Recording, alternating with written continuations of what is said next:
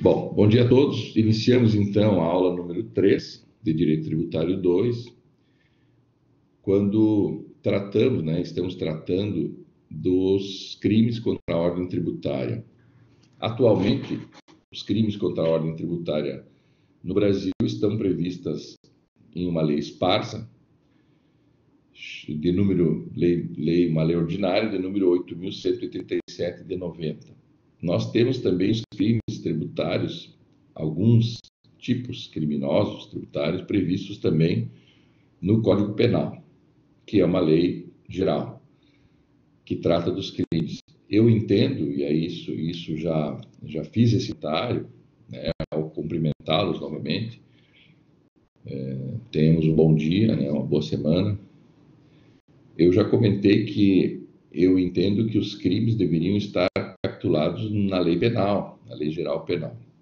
Mas, em 1990, fez-se um projeto de lei, e depois aprovado no Congresso Nacional, uma lei federal, com abrangência nacional, e ela vale para todo o território nacional, uma lei específica sobre crimes contra a ordem tributária, crimes contra a ordem econômica, crimes contra as relações de consumo.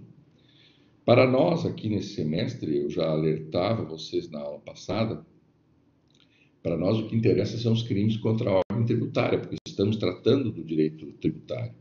Os crimes de ordem econômica e os crimes contra as relações de consumo deverão ser tratados em outra disciplina, mas nessa disciplina de Direito 2 nós temos que nos preocupar com os crimes tributários. O Estado precisa, e eu já dizia isso em outras oportunidades, o Estado precisa arrecadar, o Estado tem interesse em arrecadar. Eu vinha vindo para o meu escritório agora de manhã e vinha ouvindo um deputado federal falando dos gastos com o pessoal por parte da União, que chega a 95% da receita corrente líquida. Olha que loucura, que absurdo.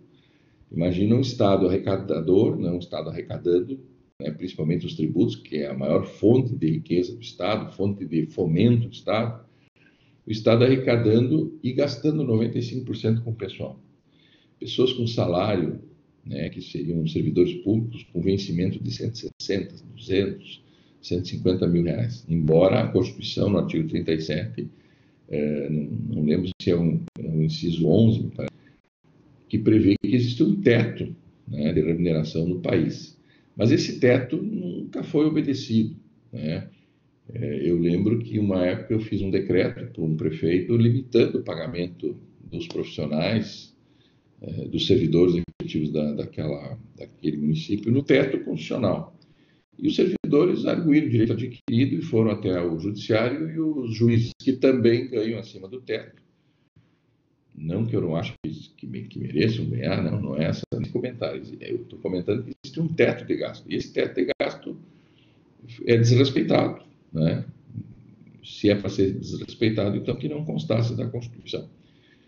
O judiciário autoriza, em função do direito adquirido, do Estado de Direito, do direito, do princípio da legalidade, etc. e tal, uma série de princípios arguidos e motivados para a sentença, dão o direito aos servidores de continuar recebendo esse valor. Então, nós chegamos ao ponto de que o Estado brasileiro arrecada bilhões ou trilhões, principalmente na tributação, e gasta quase que 100% com servidores, restando muito pouco para as despesas de capital, que são aquelas despesas de investimento, de imobilizados, de novos hospitais, novos viadutos, novas estradas, novas usinas hidrelétricas, etc. Então, o Estado brasileiro hoje ele é cobrador de tributos, essencialmente, para a sustentação dos servidores públicos. Não que eu não ache importante, os servidores são muito importantes, até porque as coisas não funcionam sem os servidores públicos. O que eu estou comentando é que existe uma regra constitucional, que é o teto de vencimento, que não é obedecido nem mesmo pelo próprio Poder Judiciário, que são os maiores salários. E também não estou dizendo que eles não mereçam ganhar um excelente salário, até porque eu acho que todo mundo deve ganhar muito bem. O que eu estou comentando é que o Estado precisa, então, efetivamente arrecadar muito para fazer frente a essa despesa, né? Então, não estamos discutindo aqui se isso é justo ou não. Eu estou discutindo aqui se é constitucional ou não, né? Não estamos falando de justiça, estamos falando de legislação. A legislação pressupõe um teto, esse teto deveria ser obedecido. E não há um controle efetivo sobre isso, forçando o Estado a arrecadar cada vez mais. Nessa fúria arrecadadora do Estado, o Estado criou alguns mecanismos para forçar o pagamento. Eu dizia para vocês que na Idade Média, né, lá pelo ano de 1300, 400, 500, 1600, os tributos eram tomados à força das pessoas pela força física, né, pela espada, pela lança, pela ameaça de morte, etc. E tal. Agora a tributação tem um amparo legal, não há cobrança de tributos sem lei. Então, agora não são os tributos pela força, e sim pela legislação, por uma ordem legal. Só que, embora haja uma ordem legal, as pessoas costumam, né, não pagar os tributos de forma tão pacíficamente. Então, embora seja uma prestação pecuniária, um pagamento de dinheiro que é compulsório, isso está na própria definição do que seja um tributo, o normal é que as pessoas tentem ludibriar o Estado fugindo das obrigações. O Estado, então, entendendo que isso não deveria acontecer, o Estado, então, entendendo que ele teria que tomar alguma providência em relação a essa atitude do ser humano, né, dos membros da sociedade, aqueles que pertencem a um grupo social, né, chamado cidadão contribuinte, o Estado, então, criou alguns mecanismos para forçar esse pagamento. Mas, professor, existe a lei já define que é necessário, ao vender um produto, emitir uma nota fiscal. A lei já diz que, ao receber renda, a gente tem obrigação, o cidadão, o contribuinte tem obrigação de declarar essa renda. Mas isso não é, embora existe em lei, não é o comum. Ou melhor, vou radicar, eu até acho que é o comum. Eu acho que as exceções aqui não agem assim. O comum é que as pessoas paguem efetivamente os tributos de forma regular. Mas como existem exceções, pessoas que não desejam, entendem que não é necessário, entendem que não é devido, entendem que é muito exagerado esses tributos, essas pessoas tentam então enganar o Estado, né?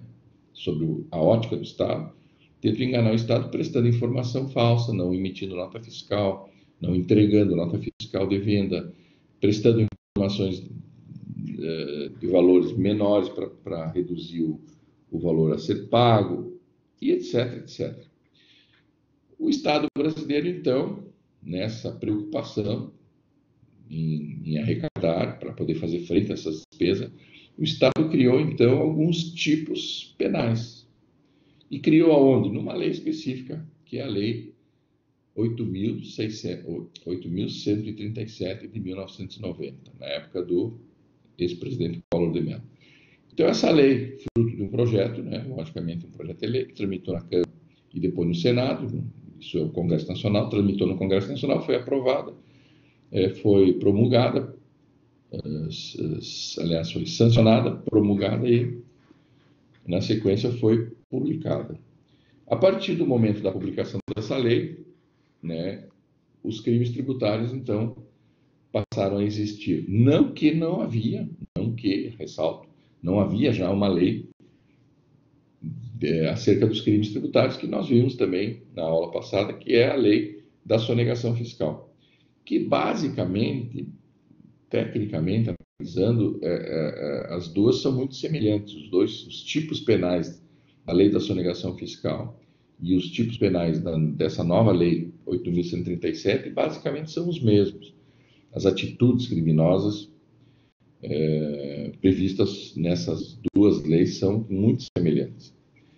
Mas o que eu estou fazendo? Por que eu estou fazendo essa lembrança? Para dizer, então, que o Estado brasileiro, preocupado com a sua arrecadação, a necessidade de arrecadação, ele criminalizou qualquer ato que viesse a impedir essa arrecadação.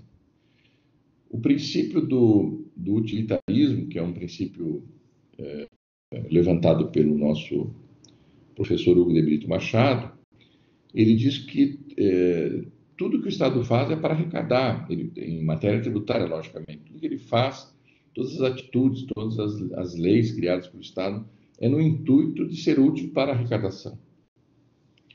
Então, o Estado estando arrecadando, está resolvido o problema.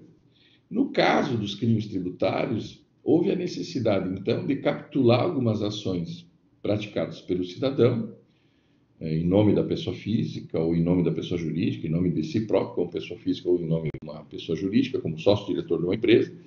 O Estado capitulou, né? Ele descreveu algumas atitudes que ele entendia que poderiam atrapalhar nesse processo de arrecadação ou evitar a correta arrecadação dos tributos. Então, o Estado resolveu criar uma legislação dividindo os crimes tributários em dois artigos, principalmente. O artigo 1º, onde está dito que, se for cometido uma daquelas 5 atitudes ali descritas em 5 incisos do artigo 1º, e se em função dessas atitudes consideradas criminosas houver um resultado material, ou seja, uma supressão ou uma redução na arrecadação tributária, constitui-se crime tributário. Sanção, pena de 2 anos, né, reclusão de 2 anos a 5 anos. Até a pena não é muito exagerada, mas é uma pena considerável. Até porque a liberdade é um dos principais e mais importantes direitos do cidadão. O Estado, então, disse que os crimes praticados e previstos, conforme o previsto no artigo 1º, eles precisam ter um resultado material para ser aplicada aquela sanção do artigo 1º. Para aplicar a sanção do artigo 2º, que é detenção de 6 meses a 2 anos, considera-se também aquelas atitudes criminosas, mas sem a necessidade dessa materialidade, ou seja, desta consequência na arrecadação. Então, eu pratico 5 tipos penais, se isso trouxer prejuízo, eu aplico o artigo 1º. Eu pratico outras 5 atitudes, ou 4, acho que são 4 crimes previstos no artigo 2º, tipos criminosos previstos no artigo 2º, mas mesmo que não tenha resultado na arrecadação, é considerado crime. Só que mais leve, a pena é mais leve. Por que a pena é mais leve do artigo 2º em relação ao artigo 1º? Porque o artigo 1º traz como prejuízo uma arrecadação a menor. No artigo 2º, traz como prejuízo para o Estado não necessariamente uma arrecadação, não uma deficiência, uma diminuição na arrecadação.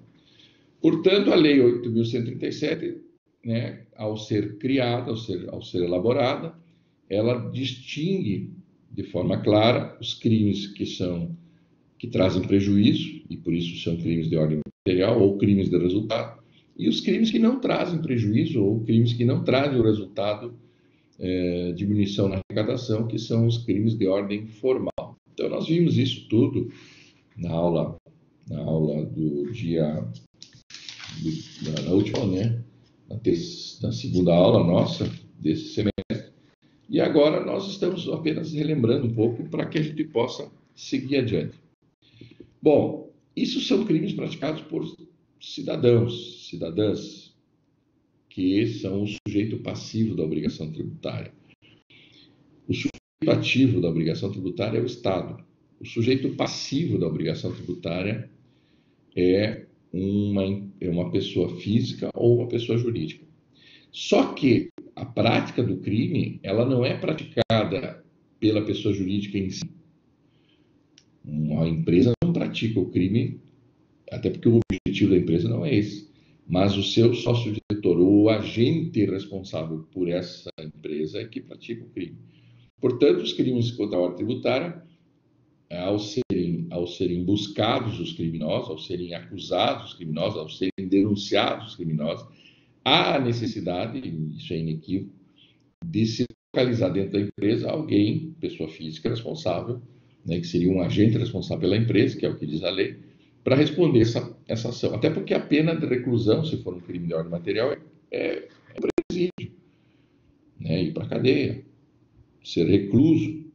E isso não é possível ser aplicado esse tipo de pena, essa pena de reclusão, a uma pessoa jurídica. Não há como levar uma empresa para dentro do presídio. Agora, o seu agente responsável pela prática do crime tributário, esse sim responderá e será levado à reclusão caso comprovado os crimes praticados, no artigo 1º ou no artigo 2º. Só que no artigo 2º a pena de detenção de 6 meses a 2 anos. Então há uma diferença bastante fundamental aí. Bom, aí nós vimos então, né, eu estou relembrando a necessidade do Estado, estamos alertando, ressalvando a necessidade do Estado considerar crime contra a ordem tributária essas atitudes. No fundo, né, se a gente fosse analisar o porquê da criação dessa legislação, no fundo, é aumentar a arrecadação. Eu não tenho interesse, o Estado não tem interesse em manter ninguém num presídio, um empresário ou uma pessoa física, um empresário em nome da empresa ficar recluso, porque isso traz prejuízo para o Estado. O Estado tem que fazer a manutenção dessa pessoa, caso ela venha a ser condenada a uma reclusão. O Estado quer, com a lei criminal tributária, uma única coisa: aumentar a arrecadação. Então, para o Estado, o foco, o objetivo principal é a arrecadação. A criminalização é um meio transverso para obrigar a pessoa a pagar, ou seja, a ameaça de perder a liberdade faz com que a pessoa, né, tome algumas atitudes mais corretas, mais adequadas ao convívio social, conforme previsão legal. Então, o Estado criminaliza essas atitudes, essas condutas, no fundo, para forçar o pagamento, certo? Para forçar o pagamento. E aí nós vamos ver daqui, né, agora daqui para frente, a figura da extinção da punibilidade caso haja o pagamento do tributo devido. O que vai nos comprovar que, no fundo, o Estado não queria criar uma ação tributária para punir simplesmente. A punição é para forçar o pagamento do tributo, é para isso que há uma criminalização. Diferente dos crimes, por exemplo, contra as pessoas, de homicídio, que a pessoa vai ser reclusa, né, vai ser condenada a uma pena de reclusão para evitar que ele cometa novos crimes na sociedade. Ou seja, é um perigo social, é um perigo ao convívio humano. Então a pessoa tem que ser afastada do convívio humano porque ela é um criminoso em potencial, um homicida, um feminicida em potencial. No caso da tributação, não. No caso da tributação, o Estado, inclusive, quer que ele volte à atividade financeira dele porque ele é a galinha dos ovos de ouro do Estado. Então aquele cidadão, estando recluso, né, condenado a uma pena de reclusão, ele vai se afastar da atividade econômica. E o Estado não quer isso. O Estado quer que ele volte à atividade econômica para produzir novas possibilidades de arrecadação tributária.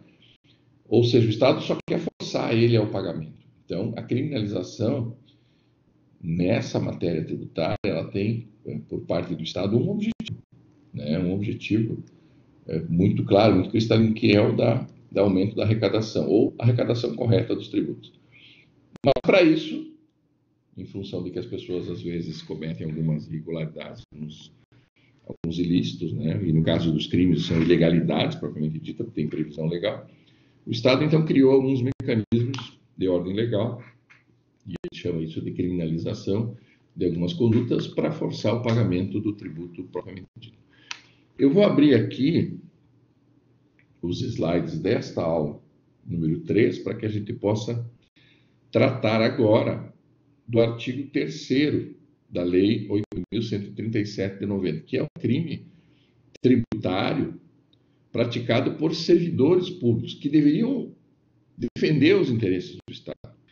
Então, eu vou entrar aqui, vou compartilhar o arquivo dessa disciplina para que a gente possa, então, chegar até o slide propriamente dito. Então, nós paramos aqui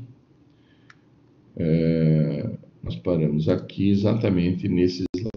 Bom, o servidor, eu vou deixar aqui a minha imagem no canto da tela para que vocês possam me enxergar aqui e fica mais agradável a aula.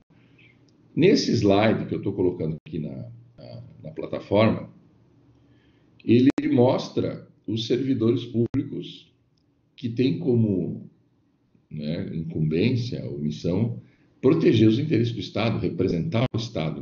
Né? Então, os fiscais tributários, auditores fiscais, os delegados da Receita Federal, os agentes públicos, outros, né, agentes administrativos que compõem a estrutura administrativa do Estado, compõem a administração tributária do Estado, e aí a gente deve lembrar da Receita Federal, das receitas estaduais, das receitas municipais, né, órgãos da Receita Municipal.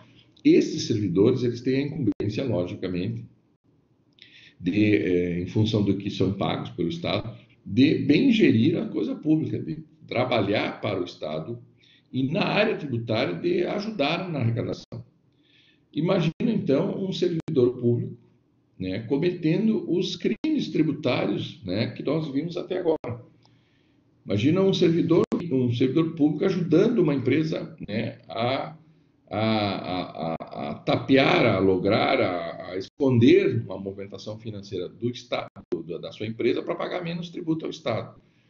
Exatamente, os servidores públicos têm a incumbência de fazer o contrário, né, de ajudar a arrecadação tributária a acontecer efetivamente.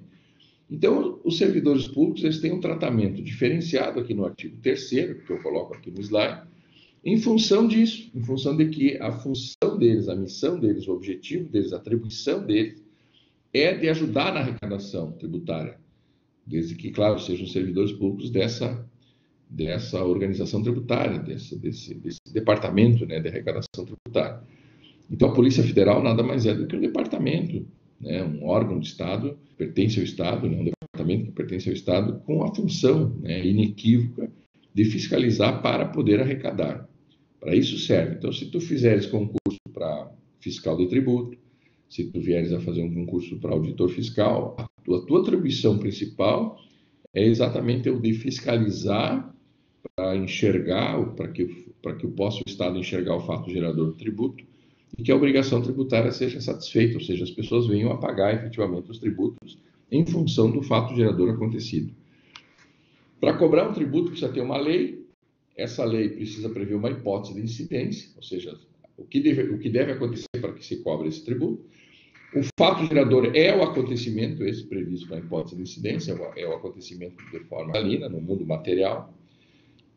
Estando acontecido isso, né, restando acontecido isso, que é o fato gerador, surge uma obrigação tributária. Aí entra o papel da fiscalização. Então, o servidor público vai até a empresa e tenta constatar a fabricação, a venda de mercadoria, o recebimento de renda, para poder cobrar, né, para poder lançar o tributo e cobrar esse valor efetivamente. Então, quando a gente pensa a Receita Federal, né, e a gente pensa um leão, que é a marca, o símbolo da Receita Federal, que é o rei das selvas, que seria o animal mais importante do mundo da natureza animal, a Receita Federal, simbolizada pelo leão, ela tem um objetivo: contratar pessoas, que são servidores públicos, para fiscalizar e cobrar tributos. Para isso serve a Receita Federal. Para isso serve a Receita Estadual e para isso servem as receitas municipais, os órgãos da Receita Municipal. Esses servidores com essa função, com essa atribuição, precisam efetivamente realizar isso. Precisam ir a campo, né? Hoje, através até da informática, né? Por meio de computadores, precisam fiscalizar a movimentação financeira das lojas, das indústrias, das empresas, a movimentação financeira de renda das pessoas para cobrar imposto de renda, a fabricação para cobrar IPI, a venda de mercadorias para cobrar o ICMS e assim sucessivamente. A importação, tem que fiscalizar no porto para saber o que está sendo importado para cobrar o imposto de importação, tem que fiscalizar a exportação no porto e nos aeroportos para cobrar o imposto de exportação, tem que fiscalizar os bancos que emprestam dinheiro para cobrar o imposto sobre operações financeiras, o município tem que fiscalizar a compra de imóveis para cobrar o ITBI, tem que cadastrar os imóveis para cobrança isso é uma fiscalização, um recadastramento imobiliário para cobrar bem adequado o IPTU, tem que fiscalizar as empresas prestadoras de serviço para cobrar o ISS, ou seja, eu estou resumindo aqui as atividades inerentes, né, dos servidores públicos na busca da arrecadação. Os servidores públicos, então, são contratados e pagos com o dinheiro do Estado para fiscalizar e cobrar o tributo devido. Essa é a função de um servidor público lotado na Receita Federal, ou servidor público estadual lotado na Receita Estadual, ou um servidor público lotado, né, no município, no órgão da Receita Municipal. Cada um com os seus tributos, logicamente, né? Os tributos do município são diferentes dos tributos estaduais, que são diferentes dos tributos federais. Então, cada servidor destes órgãos tem uma atividade específica, né? Embora, no geral, eles todos trabalham a mesma coisa, que é a fiscalização para melhorar ou para possibilitar a arrecadação. E nesse trabalho de fiscalização, o servidor público às vezes encontra um criminoso tributário.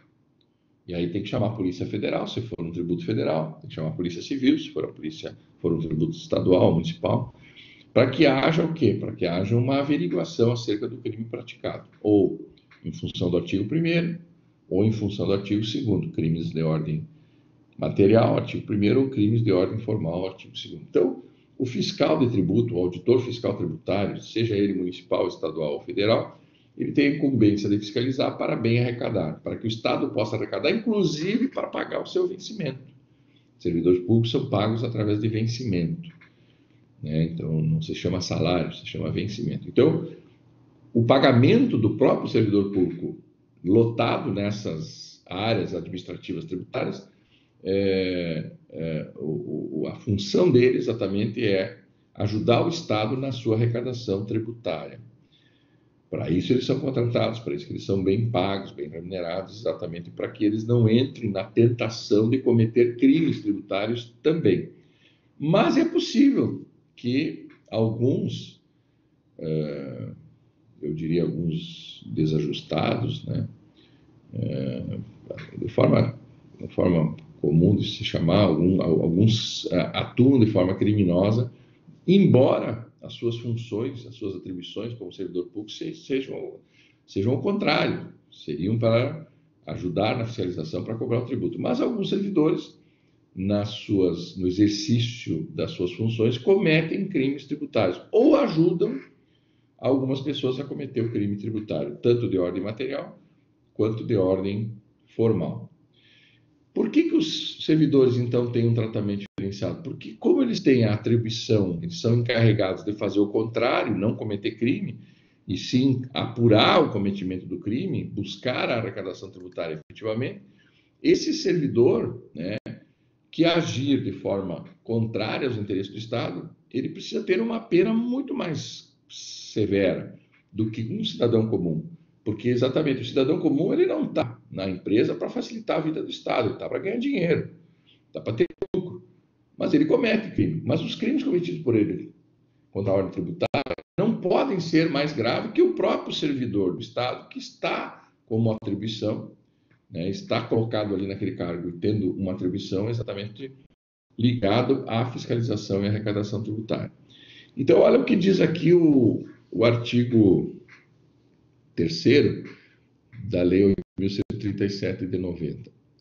O servidor que extraviar livro oficial, processo fiscal ou qualquer documento de que tenha a guarda em razão da função pública, sonegá-lo, né, escondê-lo, inutilizá-lo, deixar molhar, deixar cair, pegar fogo, isso às vezes intencionalmente, total ou parcialmente, ou seja, inutilizar total ou parcialmente um documento fiscal, acarretando pagamento indevido, e isso é um crime de ordem material, né, um resultado de pagamento reduzido, indevido, ou inexato de tributo ou contribuição social. Aqui é um erro, novamente, né, tributo e contribuição social, não que sejam sinônimos, mas contribuição social é uma espécie de tributo. Então, eu não precisaria dizer contribuição social, bastaria dizer acarretando pagamento indevido ou inexato de tributo, ponto. Mas tudo bem, aqui os que escrevem as leis tributárias nem sempre sabem que os tributos se dividem em impostos, taxas e contribuições de melhoria, contribuições sociais, etc. Tá. Não vamos mais discutir sobre esse assunto porque Chega a me irritar quando eu leio um texto escrito assim de forma equivocada.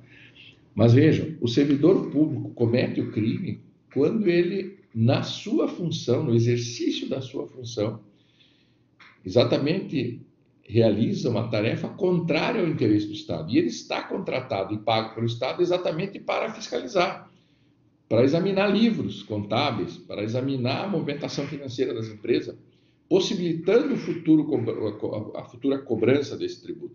Então, o servidor que, na sua função, atua contrário ao interesse do Estado, e isso acarreta um pagamento indevido, que é um crime de ordem material, que tem esse resultado comprovado, esse servidor será, se condenado, né, pagar ao Estado, né, uma sanção que é a pena de reclusão de 3 a 8 anos.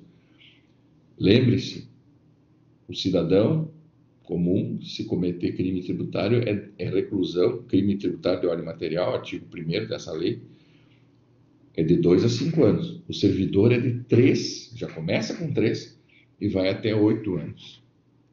Aumenta em 3 anos a pena máxima se for servidor no exercício em razão da função. Vejam, ele tem a guarda de livros fiscais, esse é o papel dele, né? Apurar irregularidades, ele apura as irregularidades, depois ele extravia os documentos para não cobrar o tributo, para deixar de cobrar o tributo por parte do Estado. O Estado, então, tem um prejuízo, e esse prejuízo é um pagamento indevido por parte da pessoa fiscalizada, física ou jurídica. Então, aqui eu quero ressaltar que o tratamento diferenciado dado ao servidor é uma lógica, é uma coisa muito normal.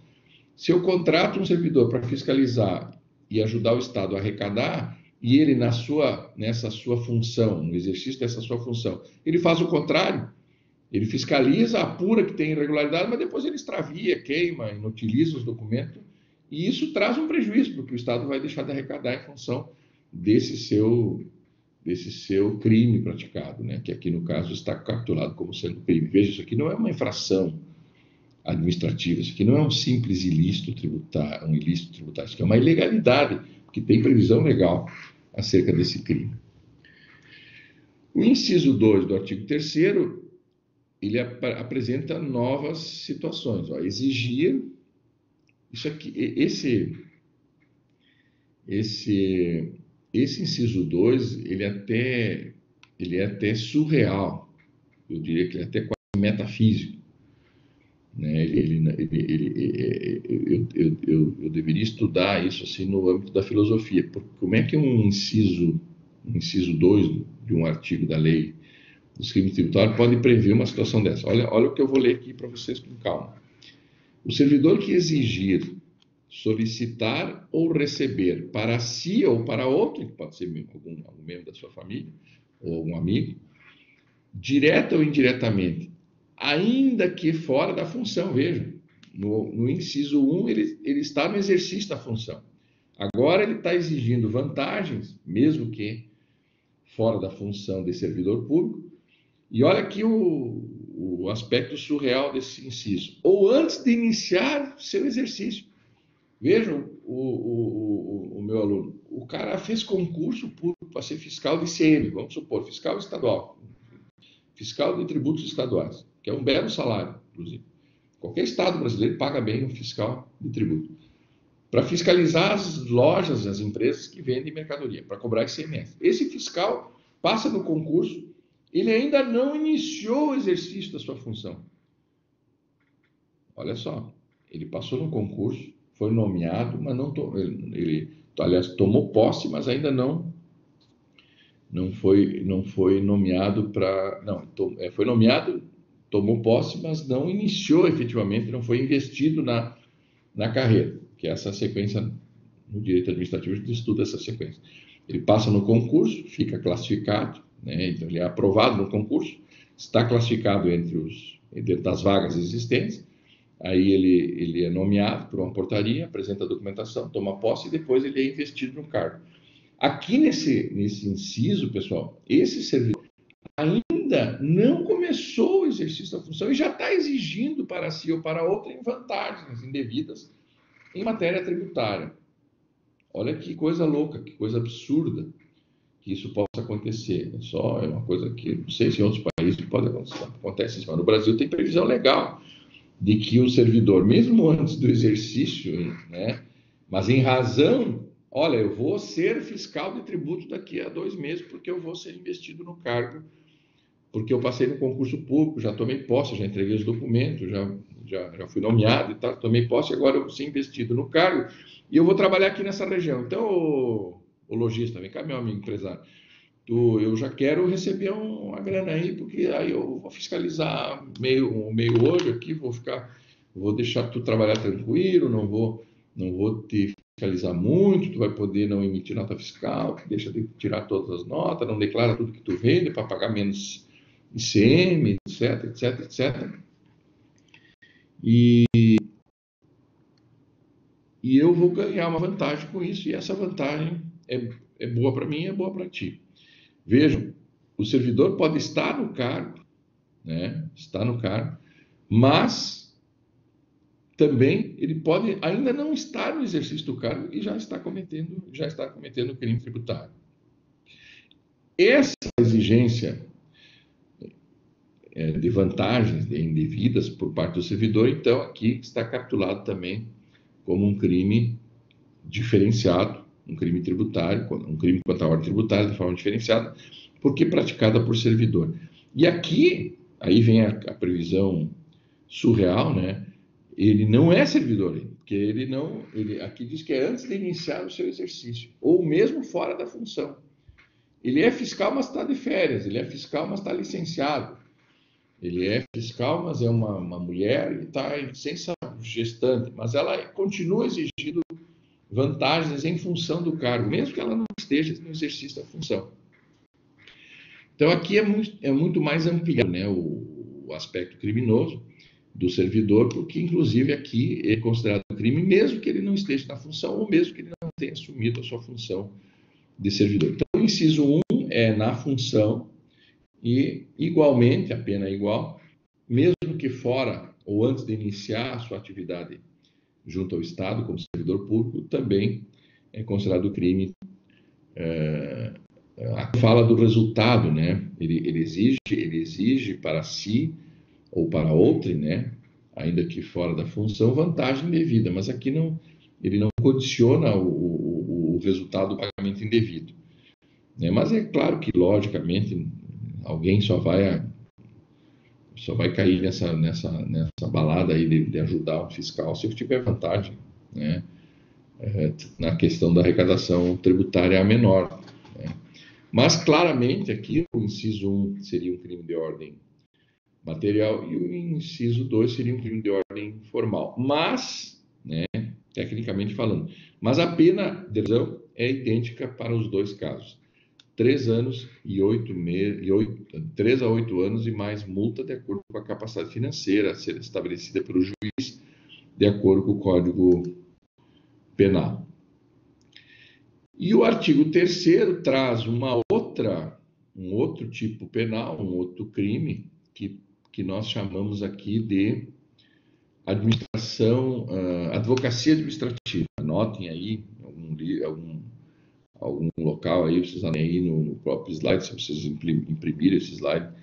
Anotem o inciso 3 do artigo 3º, é o que nós chamamos comumente de advocacia administrativa. Então, o servidor que patrocinar direta ou indiretamente interesse privado perante a administração fazendária, lei-se receita, né? Valendo-se da qualidade de funcionário público. Esse termo funcionário não se usa mais porque a Constituição passou a chamar os agentes públicos de servidores públicos, né? Então, nós não temos mais essa... Mas isso é até chato falar, mas essa lei é de 90, ou seja, depois da Constituição de 88, o legislador não tinha se dado conta ainda que a expressão funcionário público não existe mais no mundo jurídico brasileiro em função da Constituição de 88. Então, nós temos os servidores públicos. Então, olha só o que diz aqui o inciso 3, presta atenção. O servidor público, né, que aqui foi chamado equivocadamente de funcionário público, o servidor público, ele patrocina interesse de terceiros, né? alguém procura lá o fiscal e diz: ó, meu amigo, me ajuda aqui, porque eu não quero pagar esse tributo aqui e tal, tal, tal. Vê se tu consegue convencer aí o secretário da Fazenda numa impugnação que eu apresentei, ou lá no Conselho de Contribuintes, lá eu tenho um recurso que está tramitando lá, eu quero que tu me ajude, já que tu tem influência, tu é servidor público, tu conhece lá o pessoal, então me ajuda nesse sentido para que eu não pague esse tributo aí que estão me cobrando, tal, tal, tal. Então, sempre que um servidor, na condição, então, patrocina, direto ou indiretamente, o interesse de uma pessoa privada, né, um sujeito passivo da obrigação tributária, perante a Fazenda Pública ou a administração fazendária, valendo-se dessa qualidade de servidor público, ele comete crime previsto aqui, então, no artigo 3º, inciso 3, e a pena de reclusão é mais branda, né, do que os outros do inciso 1 e 2. Então, a advocacia, isso aqui chama-se advocacia administrativa. No fundo, eu estou advogando mesmo para o cara, só que eu não sou advogado, eu sou servidor público, mas em função de eu ser um servidor público, eu vou ajudar o cara a pagar menos tributo. E isso é o que é classificado aqui, né, capturado como sendo advocacia administrativa.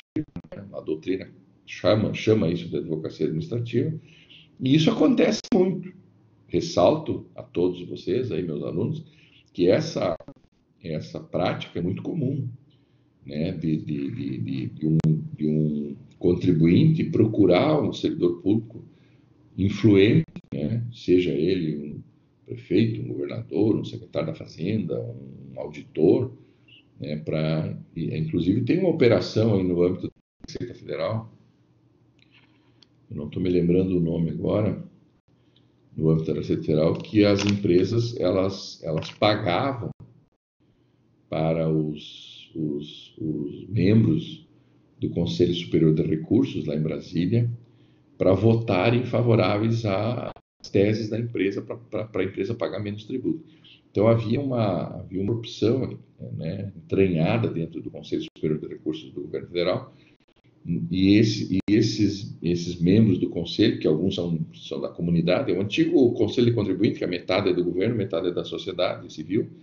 Esses membros, eles eram procurados pelas empresas para mudar o seu voto, né, para diminuir o valor a ser pago pelas empresas. Então, as empresas buscavam esses servidores públicos, esses agentes públicos, para que esses advogassem, né, convencessem os demais membros da comissão de Superior de Recursos, lá o Conselho Superior de Recursos, para que mudasse o seu voto para condenar a empresa a pagar. E na mudança do voto, para condenar a empresa a pagar menos.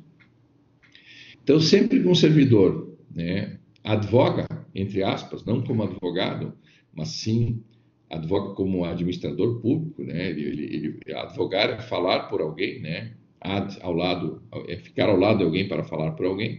No caso aqui, a pessoa não está advogando juridicamente falando, no âmbito judicial, ela está advogando interesses da pessoa no âmbito administrativo, ela nem é advogada, mas como ela tem influência no âmbito administrativo, ela ajuda a pessoa a pagar menos tributo, atuando de forma criminosa, evitando que o Estado cobre, né, adequadamente os tributos devidos. Então, isso a gente a gente caracteriza esse crime como crime de advocacia administrativa.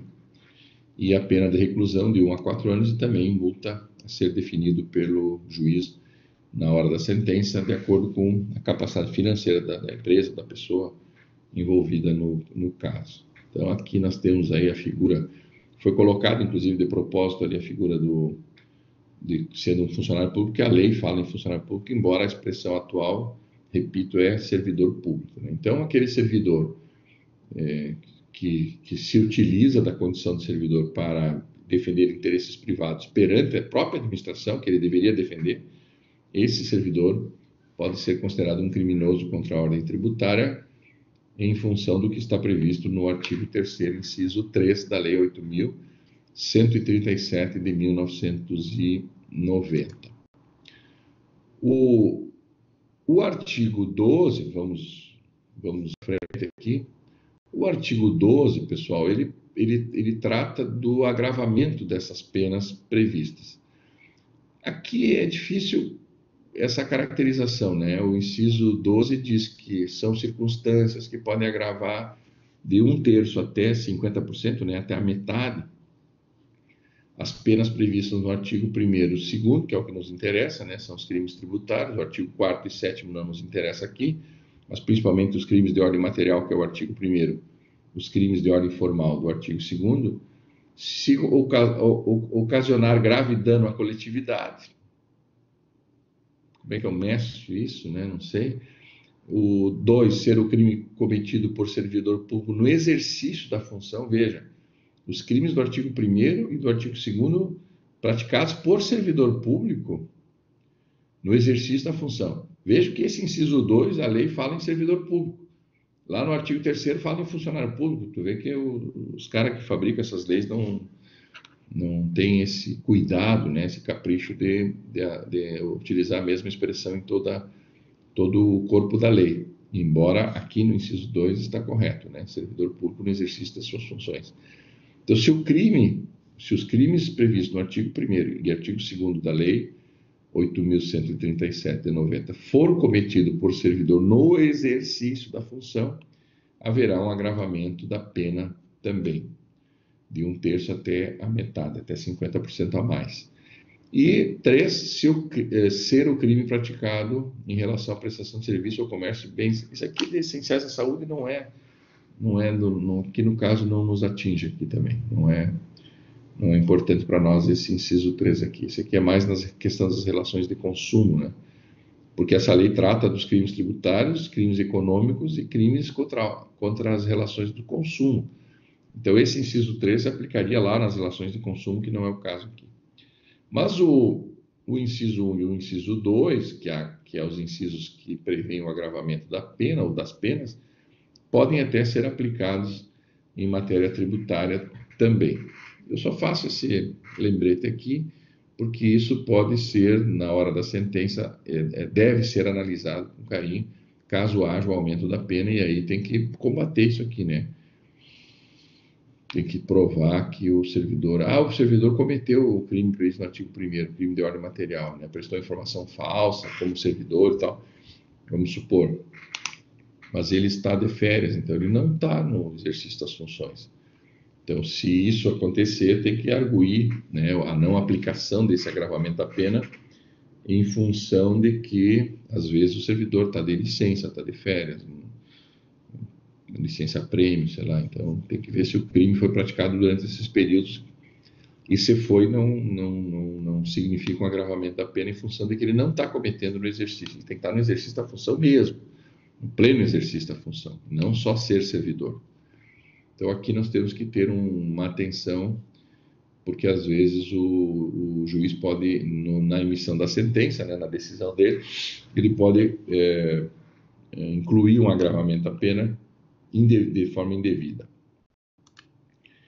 Bom, nós vamos voltar aqui. O slide está um pouco passando por cima aqui. Nós vamos voltar a falar da figura da apropriação indébita previdenciária. A apropriação indébita previdenciária, e vamos discutir a questão do não recolhimento do tributo propriamente dito. Pessoal, onde é que está previsto a apropriação indébita previdenciária? No inciso 2 do artigo 2º da Lei 8.137. Presta atenção. Lá no inciso 2 do artigo 2º da Lei 8.137, diz: constitui crime contra a ordem tributária, né? Deixar de recolher, vejam, deixar de recolher no prazo legal valor de tributo ou contribuição social é um tributo, é uma redundância, descontado ou cobrado na condição de sujeito passivo da obrigação e que deveria recolher aos cofres públicos. Artigo 2º, inciso 2. Isso é o que nós chamamos, né, comumente de apropriação indébita tributária ou apropriação indébita previdenciária, se o deixar de recolher se refira a uma contribuição previdenciária. Não sei se eu estou sendo rápido demais ou tá bom assim. Então, vocês vão me dando um feedback aí acerca do do andamento da alta, ok? A apropriação indébita previdenciária é um dos crimes mais comuns atualmente praticado. Por quê? Porque, veja, o empregador, né, o dono da empresa, ele contrata um servidor e o servidor tem direito a um salário. E acerca deste salário, acerca dessa renda, que é o salário dele, existe uma lei do imposto de renda, que diz que a pessoa que ganha acima de um valor X deverá pagar parte desse valor para a União. Esse é o imposto de renda. Então, a hipótese de incidência é quem vier a ter renda. O fato gerador é o momento que tu recebe o pagamento do salário. Bom, no momento que tu trabalhou um mês, tu vai receber até o 5º dia útil o teu salário, certo? Se tu for um empregado comum aí de uma empresa.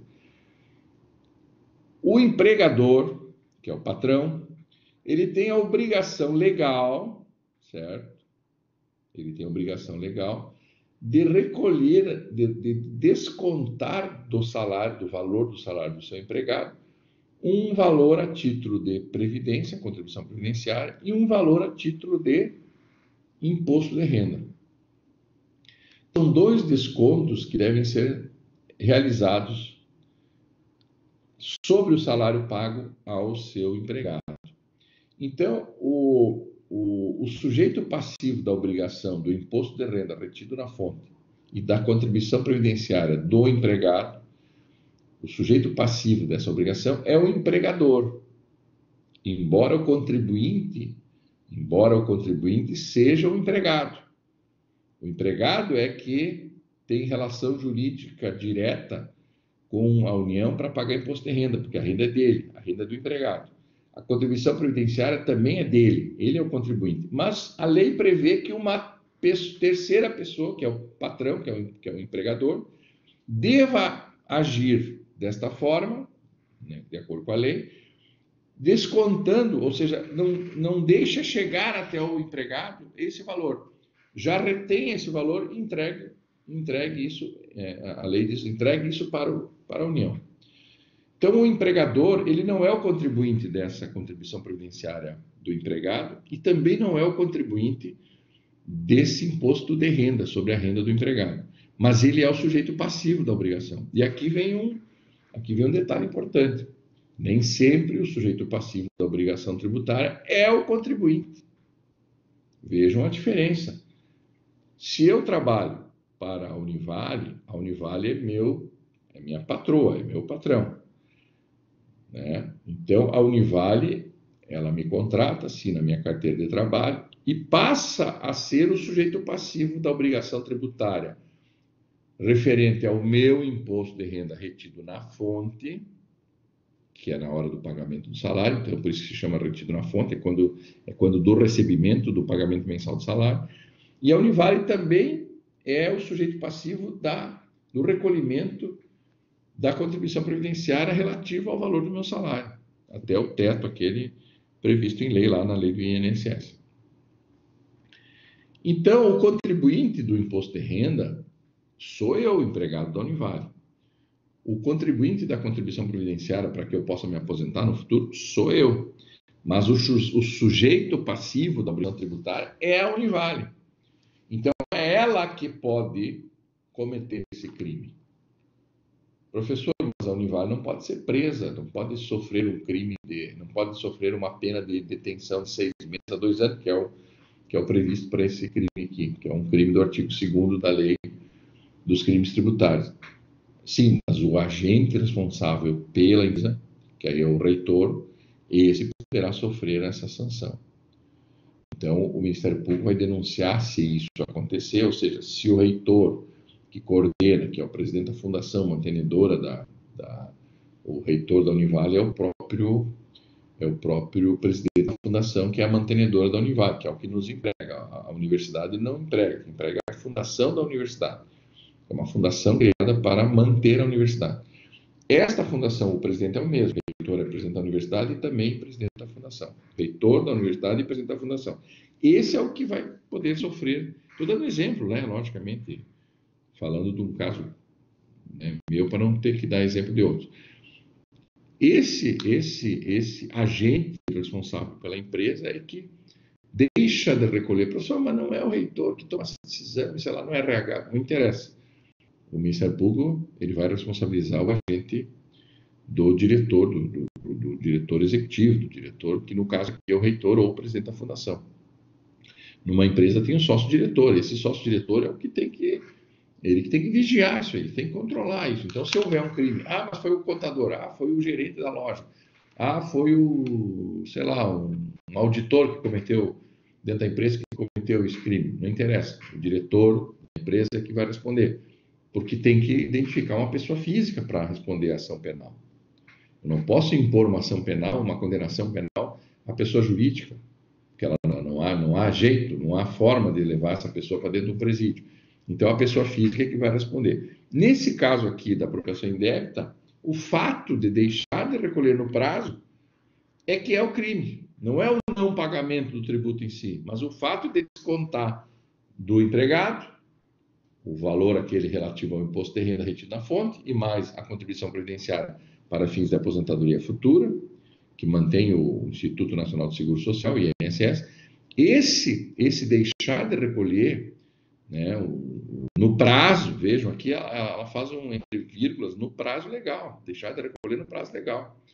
Ou seja, provavelmente lá na frente possa ter sido recolhido esse tributo. Por isso que é um crime de ordem formal, porque a princípio não há necessidade de comprovação do resultado, porque o resultado até na frente pode ser saldado, o valor pode ser recolhido a prazo. Mas o que quis o Estado? O Estado quis evitar essa conduta.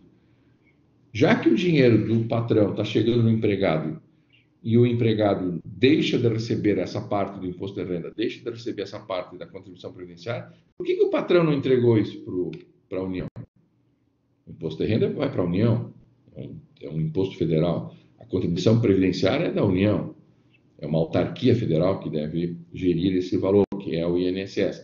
Então, por que não chegou na autarquia esse valor e por que não chegou nos cofres da União esse imposto de renda recolhido do empregado? Esse ato que era muito comum e ainda é, não estou dizendo que não é comum até hoje, mas na época, lá em 90, estava muito alastrado, estava muito espraiado isso. E então eles entenderam que era importante incluir como crime, né, essa apropriação indébita tributária ou apropriação indébita previdenciária. Ambos tratam de tributo, né? Contribuição previdenciária também é uma espécie tributária. Então, a apropriação indébita tributária é isso aí, né, que eu estou ressaltando. O Hugo de Brito Machado, esse cidadão aqui, no seu livro Curso de Direito Tributário, ele diz, olha, não concordo com isso. Entendo que esse valor nunca foi do empregado. Esse valor é do empregador, porque o empregador é que vendeu o produto, então esse dinheiro está na mão dele, ele tem que entregar para o empregado só a parte do empregado. Essa parte já que ele é o contribuinte, já que ele é o sujeito passivo da obrigação, ele ficou com esse valor para pagar e aí depois ele resolve quando é que vai pagar. Então ele assumiu uma dívida. O Hugo de Brito Machado quer minimizar esse crime, ele tentou minimizar esse crime da apropriação indébita, dizendo que era uma assunção de dívida civil e que quem tem dívida civil no Brasil não pode responder criminalmente. E, de fato, isso existe na Constituição, né? Crime civil não pode levar ninguém à prisão. E aqui há uma previsão de detenção por apropriar-se indevidamente de um valor e não repassar para o Estado. Nós vamos ver agora nos próximos slides, tem uma ação que chegou até o STF e que trata desse assunto, se essa conduta é crime, né, que é o que eu coloco aqui, ou é um simples, né, ou simples inadimplemento de obrigação civil. Se é considerado um simples inadimplemento, é uma dívida civil, e dívida civil no Brasil não é crime, né? Ter dívida civil no Brasil não é crime, a não ser, e só pode ser levado à prisão aquele cidadão que deixar de prestar o auxílio, né, o alimento, né, como é Pensão alimentícia. No Brasil, a única dívida civil que pode levar a pessoa a ser presa é o não pagamento da pensão alimentícia. Depositário infiel não pode mais. E aqui no caso, conforme tese do Hugo de Brito Machado, deixar de recolher no prazo legal um tributo também é uma dívida civil. Ou seja, olha, esse dinheiro está na minha mão, eu não vou entregar para o empregado e vou entregar para a União. Só que eu tenho outros compromissos, vou pagar depois isso, né? Vou deixar para pagar mais tarde. Então eu assumi uma dívida civil em nome do empregado, mas essa dívida civil não pode ser considerado crime porque a Constituição assim estabeleceu. O Lewandowski, no seu voto lá no STF, em 21 de março, estou colocando aqui na tela, o STF reafirma que o crime contra a ordem tributária não se vincula com prisão civil por dívida. Eles descaracterizaram essa tese. Por esse julgamento foi colocado por água abaixo a tese do advogado Hugo de Brito Machado. Então, em 21 de março, agora, em 2017, não faz muito tempo, o Supremo Tribunal Federal reafirmou a jurisprudência no sentido de que a criminalização da sonegação fiscal, que é o termo utilizado pelo STF, no STF não fala em sonegação fiscal, ele fala crime contra a ordem tributária, mas a lei da sonegação fiscal ainda é muito forte nesse sentido, por isso que ela contamina, inclusive, os julgamentos. Ao invés de eles chamar de crime contra a ordem tributária, eles continuam chamando de sonegação fiscal, prevista na Lei 8.137, não viola o artigo 5º, inciso 77 da Constituição, em virtude de ter caráter penal e não se relaciona com prisão civil por dívida. O que o plenário virtual, em que o relator era o ministro Lewandowski, reafirmou? Que o fato de não pagar o tributo no prazo, o fato em si de não pagar o tributo, não é o que leva a pessoa a ser presa, porque isso, de fato, seria uma dívida civil. É o fato de reter a conduta da retenção do valor por parte do patrão, do valor que seria do empregado. Esse fato da retenção desse valor por parte do patrão sobre o valor que deveria ser entregue ao empregado é que é considerado crime. Essa conduta que é criminosa, não a dívida em si do não pagamento que é considerado criminosa. Então, essa decisão, ela tem aqui um caso, esse aqui inclusive é de Santa Catarina, o recurso foi... o STF reafirma que crime contra a ordem tributária não se vincula à prisão civil por dívida. Esse caso foi interposto, um recurso interposto porque uma empresa acreditar-se do tributo e não fazer repasse. Acreditar-se do tributo é apropriar-se, né, de um valor que não é seu, embora o Hugo de Brito Machado ele advoga a hipótese assim, não, mas como apropriar-se de um valor que não é seu? Se foi o empregador que vendeu o produto, o dinheiro é dele. Parte desse valor da venda que ele vai entregar para o empregado sob a forma de salário. Então, o empregado nunca foi detentor desse valor, porque se o sujeito passivo é o empregador, o empregado nunca teve esse dinheiro na mão dele. Então, eu não posso me apropriar de algo que não é do outro, não posso me apropriar de algo que já é meu. É uma tese, né? Por isso que o White aqui, o Thomas está levantando. Então, o que disse o STF? O recurso foi interposto por empresários condenados por terem deixado de recolher 77 mil de ICMS, Imposto sobre Circulação de Mercadoria, contra a decisão do Tribunal de Justiça de Santa Catarina, que negou o segmento do recurso e que buscava declarar a inconstitucionalidade do inciso 2. Esse inciso 2 do artigo 2º, que é o que nós estamos tratando no caso da apropriação indébita. Os condenados alegavam que o dispositivo ofende o artigo 5º, né, que é o que trata da dívida civil, dizendo que não há dívida, não tem relevância penal, né, a dívida civil, sendo então inconstitucional. E aí o julgamento se deu aqui, o ministro assentou que a lei se volta contra a sonegação e fraude realizada mediante omissão de informação ou declaração falsa, praticado no escopo de suprimir tributo, ainda assim que, no 2, assim ainda que seja possível a extinção da punibilidade mediante o pagamento, a lei não disciplina uma espécie de execução fiscal sui generis nem a cobrança do débito. O Lewandowski tá dando um entendimento aqui no sentido de que apropriar-se indevidamente de um valor seria, inclusive, prestar informação falsa também acerca desse desconto, etc. Tal. Ela apenas expõe que a incriminação prática de fraude em documento tributário fica sujeita à fiscalização da autoridade fazendária e tal. Isso aqui não interessa muito. Vamos mais adiante. As condutas tipificadas na norma que se refere aos atos praticados pelo contribuinte com o fim de sonegar o tributo devido consubstanciado em fraude, omissão, prestação de informação falsa ou autoridade. Seguindo a manifestação do relator, preste atenção, por unanimidade o STF reconheceu a existência da repercussão geral do tema. Por maioria, foi vencido o ministro Marco Aurélio Mello, vencido, reafirmou a jurisprudência dominante sobre a matéria. Então, diz aqui, ó, onde é que tá? Bom, o que o Lewandowski, em sua relator, né? Qual é a charge aqui que assim fala? Essa aqui, né? Essa aqui. Fui acusado de sonegar, só neguei, né? Aqui está a charge. Então, resumidamente, pessoal, o Lewandowski, ele para fugir dessa análise de que o crime existe em função do não pagamento do tributo, e eu disse lá no início, hoje, novamente, que no Brasil não pagar tributo não é crime, e sim as condutas que evitam a cobrança, né, que não permitam a cobrança do tributo, que são as condutas consideradas criminosas.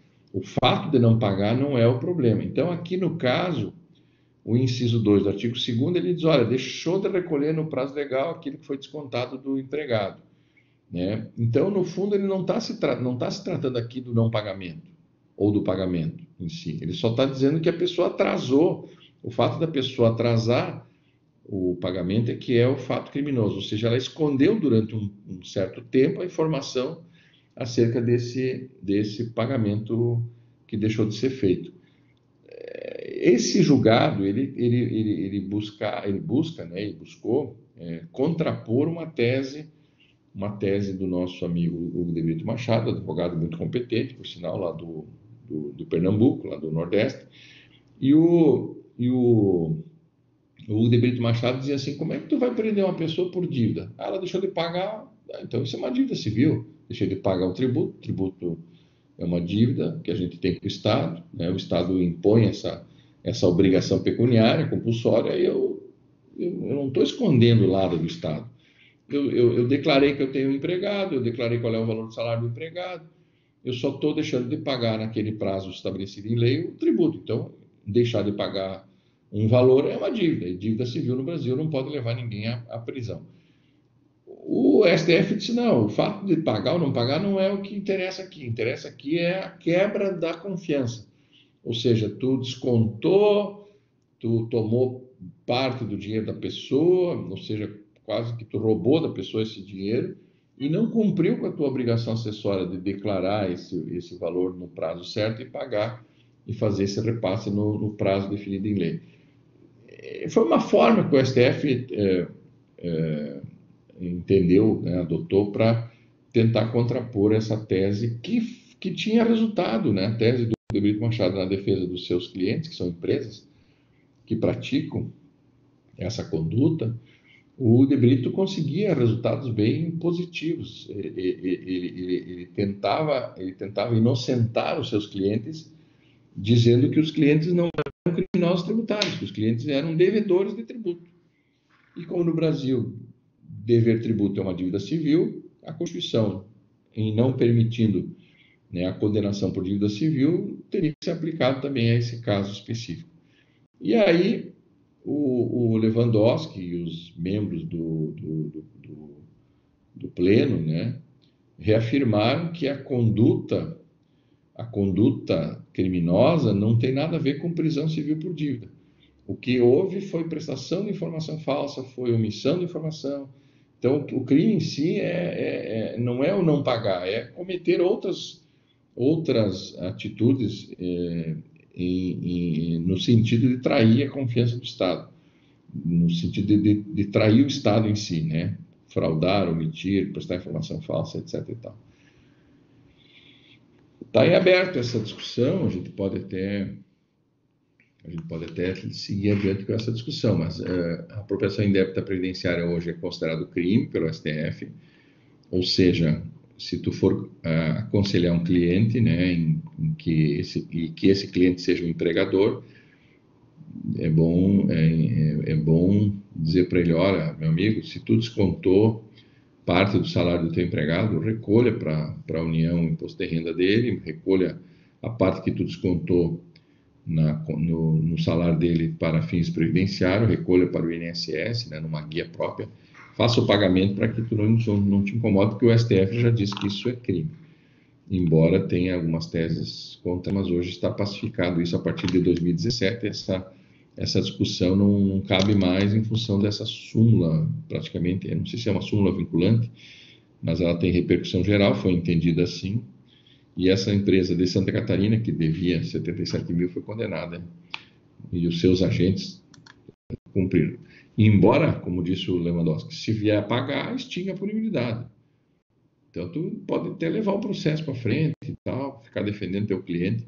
Quando tu entender que a coisa vai pegar, que ele vai cumprir pena mesmo, que ele for condenado, é importante convencê-lo de fazer o pagamento. Então, o não recolhimento de tributo, IPI, contribuição social, imposto da renda retido na fonte, segundo o Debrit, seria o inadimplemento de uma dívida, que não deveria haver prisão.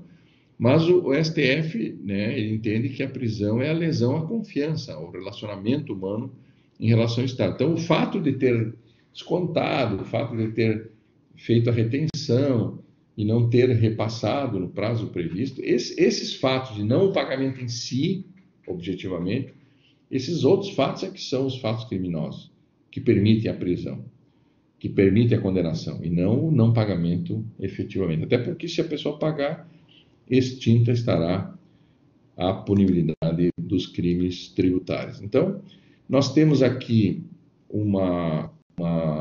nós temos que ressaltar aqui, que esse crime, presta atenção no que eu vou falar agora, olha que absurdo dos absurdos que nós vamos tratar aqui.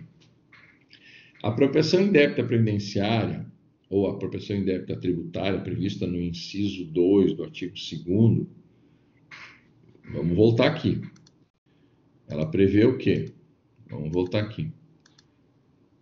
Prevê que constitui crime contra a ordem tributária deixar de recolher no prazo legal o valor do tributo ou de contribuição social descontado ou cobrado na qualidade de sujeito passivo da obrigação e que deveria recolher aos cofres públicos. Esse é o inciso 2 do artigo 2º da lei que nós estamos comentando aqui. Não satisfeito com essa previsão feita em 1990, na Lei 8.137, em 2000, no ano de 2000, há 20 anos atrás, portanto, os deputados e senadores aprovaram um projeto de lei colocando esse mesmo tipo criminal agora do Código Penal. Aquilo que eu disse lá no início da aula. Eu entendo que esses crimes tributários deveriam estar já originariamente no Código Penal, mas foi feita uma lei esparsa, paciência. Essa lei esparsa foi feita em 1990.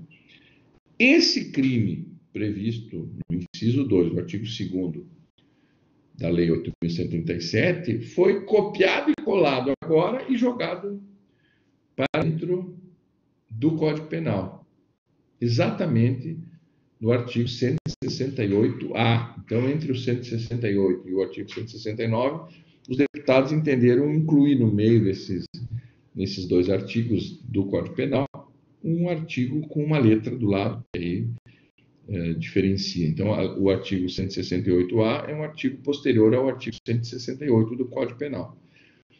E nesse artigo 168-A, que é um novo artigo incluído no Código Penal, o crime de apropriação indébita previdenciária exatamente igual, o texto é exatamente igual ao do inciso 2 do artigo 2º da Lei 8.137.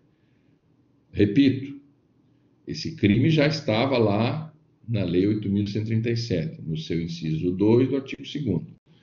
Agora, esse mesmo crime foi copiado e colado no Código Penal. sob o número de artigo 168, letra A, 168A. O grave não é isso. Eu poderia até dizer, eu vou repetir o que está na lei Esparça e vou colocar no Código Penal. O grave não é isso. O grave é que lá na lei específica de 1990, a lei específica dos crimes contra a ordem tributária, a sanção é uma pena de 6 meses, detenção de 6 meses a 2 anos. Aqui, no artigo 168A, no Código Penal, 10 anos depois, foi replicado esse crime, foi colado, copiado e colado esse crime, dentro do Código Penal, só que a pena passa de ser de 2 anos a 5 anos. Ou seja, há um aumento significativo no valor da sanção. A sanção, prevista originariamente em 1990, detenção de 6 meses a 2 anos. Poderia até fazer aquele acordo lá, né, de cesta básica, não sei o que lá. O cara não saía preso de jeito nenhum. Agora, esse mesmo crime, professor, mas se foi colocado no Código Penal em 2000, é uma lei recente, a Lei 9.983, ela é mais recente que a Lei 8.137. Concordo? Concordo. Só que a Lei 8.137 mais antiga é uma lei específica. E essa aqui é uma lei geral dos crimes. Trata de todos os crimes, inclusive agora inseriu aqui um crime tributário. E aí vem aquela questão da interpretação. Aplica-se a lei mais nova? Sim, mas também tem uma outra lógica, que nós devemos aplicar a lei específica e não a lei geral. Lá na lei de introdução ao Código Civil, sei lá, está estabelecida essa lógica de interpretação. Então, em tese, eu teria que obedecer esta lei aqui, 9.983 de 2000, por ser uma lei mais nova. Mas, em detrimento disso, né, eu deveria continuar atendendo a lei mais antiga por ser uma lei específica e não uma lei geral. É outra discussão que tem que ser levantada. Só que como esta lei 9.983 de 2000, que alterou o Código Penal e que copiou e colou aquele crime da apropriação indébita lá, não revogou aquele inciso 2 do artigo 2º. Quando o deputado e senador, os deputados e senadores aprovaram essa lei nova, eles deveriam ter incluído nessa lei 9.983 uma cláusula de revogação para revogar aquilo que estava lá na lei específica de 1990. Como eles não previram essa revogação, nós temos hoje, na prática, 2 leis tratando do mesmo crime. Uma lei de 90 e uma lei de 2000. É claro que se aplica nessa dúvida entre aplicar a lei específica ou lei geral, lei mais nova ou lei mais antiga, é claro que os advogados, nós advogados, sempre vamos pedir ao juiz que aplique a pena mais branda em favor do cliente.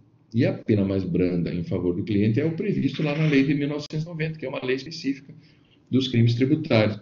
Então, o que se pede na defesa do cliente? Que se aplique, então, a pena mais branda, a sanção, né, o castigo menor previsto, que é o do inciso 2 do artigo 2º da lei de 1990, que é a lei 8.137. E deixe de aplicar essa nova lei do crime de apropriação indébita, que alterou o Código Penal, que é a 9.983, certo?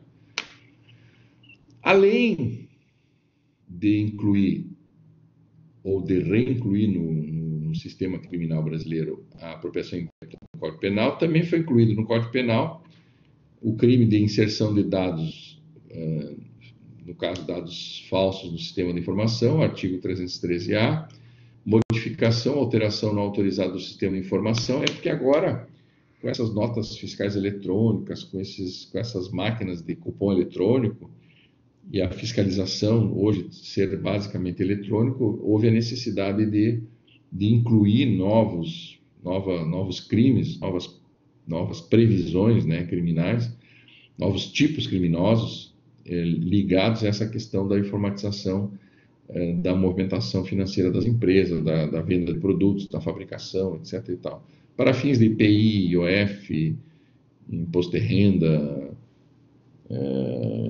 ICMS, ISS, né, imposto sobre serviço, imposto sobre circulação de mercadoria, etc. e tal. E aí nós temos também aqui uma novidade, que é o crime da sonegação de contribuição previdenciária. E aí eu quero fazer uma diferença. Eu quero fazer uma diferença. Pessoal, presta atenção agora. A apropriação indébita previdenciária, prevista no inciso 2 do artigo 2º da Lei 8.137, é uma sonegação de informação ou não? A pessoa tem um empregado, ela registra o empregado, ela assina a carteira do empregado, ela paga o salário do empregado, ela desconta do salário do empregado o imposto de renda e a contribuição previdenciária, só que deixa de pagar no prazo legal. Vejam, não há sonegação de informação, não há prestação de informação falsa. Só há o não pagamento no prazo previsto em lei, certo? Certo. Aqui, no artigo 337-A do Código Penal, a situação é diferente. Aqui a situação é diferente. Por quê? Porque aqui o empregador, ele esconde a existência do empregado. Ele não registra o empregado. Ele esconde do Estado a existência daquela relação jurídica patrão-empregado. O que dificulta a arrecadação, o que vai dificultar com certeza a arrecadação. Esse tipo de escondimento, esse tipo de sonegação de informação é que é grave. E é muito mais grave que a apropriação indébita. Porque na apropriação indébita previdenciária, eu joguei em tese limpo com o Estado. Olha, eu tenho um empregado, o empregado ganha X por mês, sobre esse valor X eu já descontei dele o imposto de renda na fonte, eu já descontei a contribuição previdenciária de 7%, de 8%, de 9%, de 11%, sei lá qual é a alíquota, ou até 14%, hoje chega até 14% a alíquota da contribuição previdenciária. Eu então estou demonstrando que eu fiz esse desconto, eu só não paguei no prazo legal. Então esse meu crime é apropriação indébita, eu me apropriei indevidamente de um valor do meu empregado. Ponto. Aqui no artigo 337-A do Código Penal, e portanto mais grave, inclusive a pena de 2 a 5 anos de reclusão, eu não faço essas declarações devidas à Receita Federal e à Receita Previdenciária, que agora compõe a Super-Receita. Como você sabe, lá na época do presidente Lula, eu acho que foi criada a Super-Receita. Houve a junção da Receita Federal com a Receita Previdenciária, eles trabalham hoje junto. Então, quando eu nego essas informações, quando eu não presto essas informações de que eu tenho aquele empregado registrado, quando eu não assino a carteira, eu contrato ele de forma fria, né? Alguns falam aí, o senso comum, como é, a pessoa não foi fichada, né? Não foi, ou seja, não teve a sua carteira anotada, eu não comunico mensalmente a existência desse empregado. Esse crime, por trair o Estado de forma mais violenta, esse crime tem uma pena mais acentuada. Então, o crime da sonegação de contribuição previdenciária, ele é muito mais grave que o crime de apropriação indébita previdenciária. Pelo simples fato que na apropriação indébita previdenciária eu jogo limpo o Estado, eu só deixo de pagar no prazo certo. Mas na sonegação, além de eu deixar de pagar, eu não facilito a fiscalização.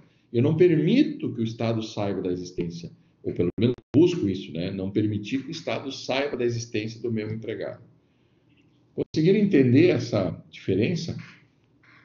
Então, se eu perguntar, e vou perguntar na prova para vocês, né, se o crime de apropriação indébita previdenciária ele é mais grave do que o da sonegação de contribuição previdenciária. E a resposta é não. O crime de apropriação indébita ele é mais light, ele é mais leve, ele não é tão grave quanto o da sonegação de contribuição previdenciária. Então, isso vocês têm que alertar para o cliente de vocês. Olha, aqui, meu amigo, tu tá sem dinheiro, tu quer deixar de pagar a contribuição previdenciária, tudo bem, mas registra o teu empregado, anota a carteira dele, assina a carteira dele, informa mensalmente, parece que quem é contador aí pode me ajudar, tem uma informação mensal, tipo informação virtual, eletrônica, que se faz todo mês, do número de empregados.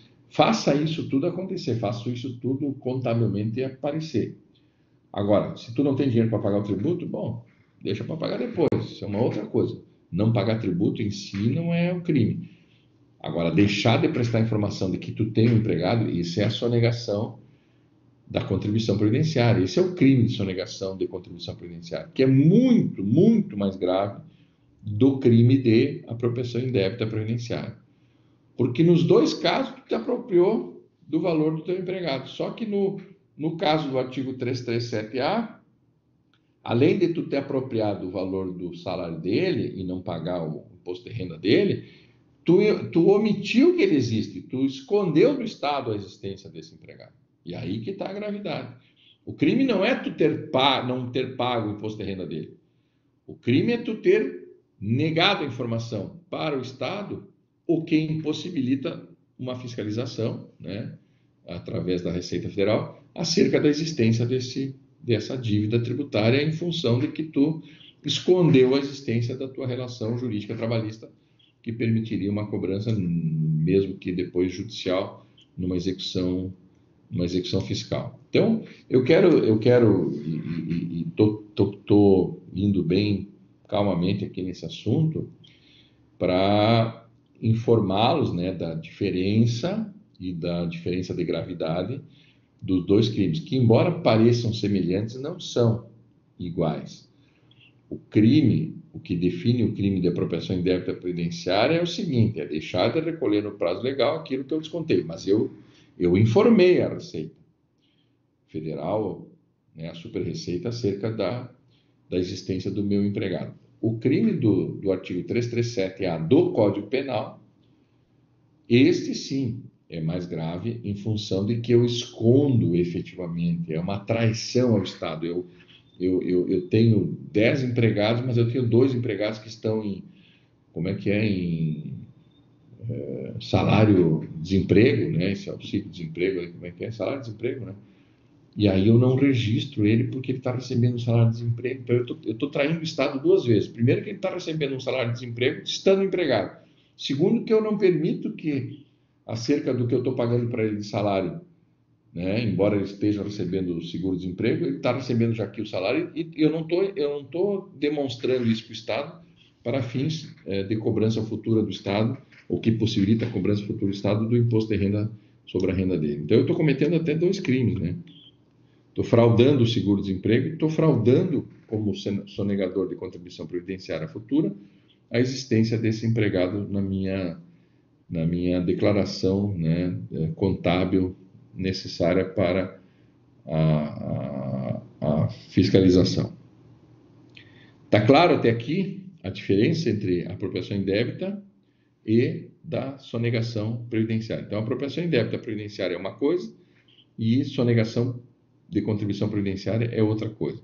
O mais grave é a sonegação da contribuição previdenciária em função de que eu escondo a existência efetivamente do empregado. Com a sonegação, o Estado não toma ciência de uma possível cobrança de contribuição. Claro, com a sonegação de contribuição previdenciária, eu escondendo a existência da minha relação jurídica com aquele empregado, embora ele seja meu empregado, né?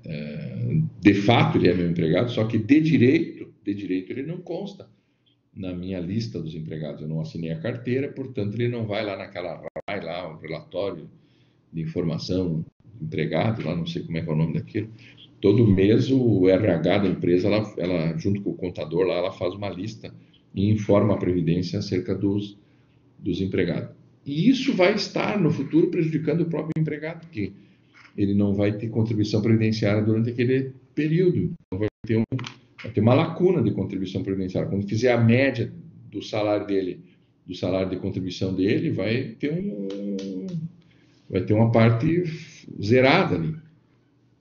E ele vai ter que se aposentar 6 meses depois. Se ele ficar 6 meses trabalhando sem carteira assinada, ele vai ter que se aposentar com mais tempo depois lá. Vai ter que trabalhar mais 6 meses para contribuir aquele tempo necessário de contribuição para poder se aposentar. Então, veja, tu está cometendo um crime de sonegação de contribuição previdenciária, afetando o Estado e afetando o próprio próprio funcionário, né? E aí agora a expressão funcionário se aplica, né? Porque funcionário agora é da iniciativa privada e servidor público é quando a gente está falando dos servidores que prestam serviço ao Estado. Então, a sonegação de contribuição previdenciária ela é tão grave que ela afeta tanto os direitos do Estado, né, os interesses do Estado, quanto do próprio empregado. Ah, professor, mas eu passei para ele aquele valor que eu ia passar para o Estado. Então, ele ganhou um salário maior, porque não houve desconto e eu passei para ele. Normalmente não é isso que acontece. Normalmente o empregador continua descontando o valor da contribuição previdenciária, porque caso ele seja lá na frente descoberto ou multado, ele tem que estar com aquele dinheiro na mão lá para pagar. Então, efetivamente, ele não passa isso para o empregado. Eu nunca vi isso acontecer assim, dessa forma. Legal? Então, nós temos aqui a diferença entre o crime de apropriação indébita previdenciária, prevista inicialmente e até agora no inciso 2 do artigo 2º da Lei 8.137 e também prevista agora no artigo 168-A da Lei 9.983 de 2000. Aplica-se a pena mais branda em favor do criminoso, nesse caso aqui, né? Aqui não se aplica o indúbio pró-sociedade, não. Aqui, no caso de crimes tributários, se aplica a sanção mais branda, que é a da lei específica dos crimes tributários, não o Código Penal. E no caso da sonegação de contribuição previdenciária, mostra-se um novo tipo penal, que não previsto lá na lei dos crimes contra a ordem tributária, somente está previsto aqui no artigo 337-A do Código Penal, que é mais grave, mais intensa e a pena é mais rígida, inclusive. Né? Aqui nós temos um princípio que eu gostaria de chamar a atenção, né? Que é o princípio da inexigibilidade de conduta diversa em direito tributário. O que seria isso? O que seria o princípio da inexigibilidade? Vou perguntar na prova, presta atenção, anota isso aí. Eu vou dar um exemplo de uma situação específica e vou perguntar, assinale abaixo, qual o princípio que se aplica a esse exemplo acima. Então, o que é o princípio da inexigibilidade de conduta diversa? Olha só. Uma pessoa física ou pessoa jurídica, ela tem compromissos de ordem econômica, ela tem que pagar luz, água, telefone, aluguel, os seus produtos, internet,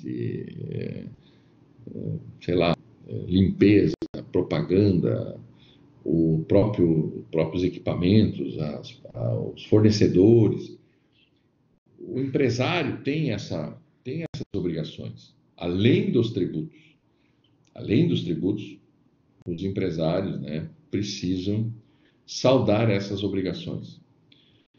Existem momentos que o empresário não consegue saldar as duas coisas ao mesmo tempo.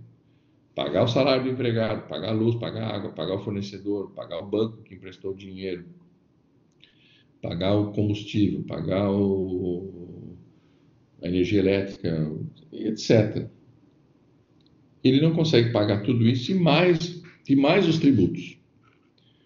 Bom, se comprovadamente a pessoa deixa de pagar um tributo para saldar esses outros compromissos que são vitais para o funcionamento econômico da empresa, para a manutenção da atividade real, se isso for possível comprovar, o Hugo de Brito Machado criou esse princípio para livrar os seus clientes, em tese, criminosos, tributários, das penas, da aplicação da pena, justificando que ele não tinha como pagar o tributo em si, embora não pagar tributo não seja crime, ele deixou de recolher no prazo legal um determinado tributo, que aí aplica-se aqui a apropriação indébita previdenciária, a esse caso específico, então ele deixou de pagar no prazo certo aquilo que ele descontou do empregado para fins de imposto de renda e contribuição previdenciária, porque ele tinha outras despesas muito mais urgentes.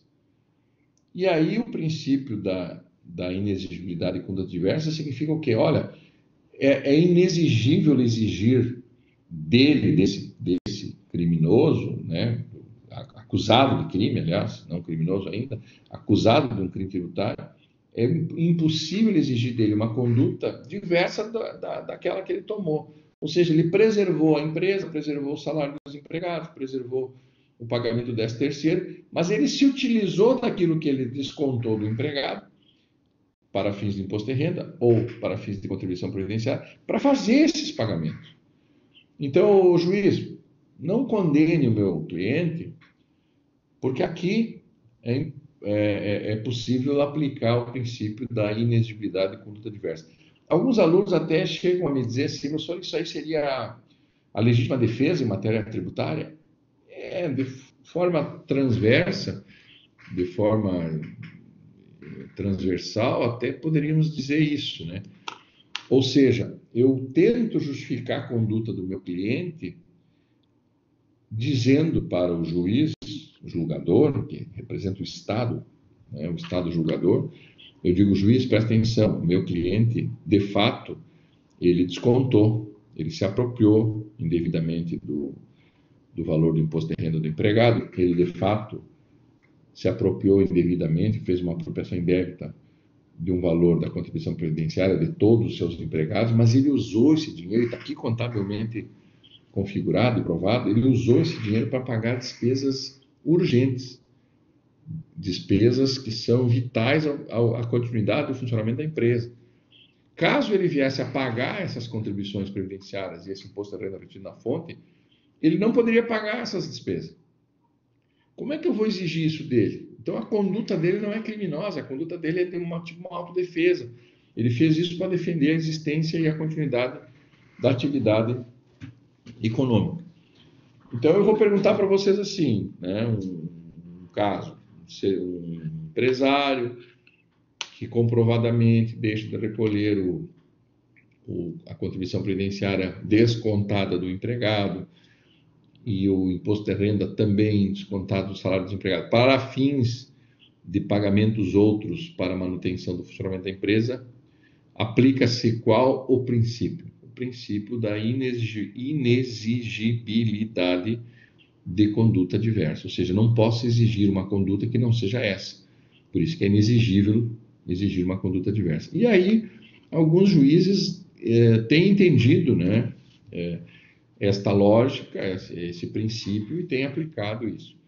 Então, a pessoa deixa de ser condenada por um crime tributário em função de que ele agiu de acordo com a circunstância, de acordo com o momento, de acordo com a necessidade mais urgente, que era de manutenção da atividade. Inclusive, os juízes dizem, olha, se ele não tivesse agido assim, se fosse exigido dele uma conduta diversa dessa, a empresa estaria fechada, o desemprego teria aumentado, as pessoas estariam sem emprego, e aí o dano social seria maior, e o Estado perderia a possibilidade futura de arrecadar com essa empresa novos tributos. Então, é um princípio criado, né, dentro da área tributária, que até pode ser utilizado em outros crimes, no caso da legítima defesa em homicídio, né, que quando a pessoa refuta uma agressão iminente, uma agressão, ou a gente defende o criminoso pela legítima defesa. No caso aqui seria,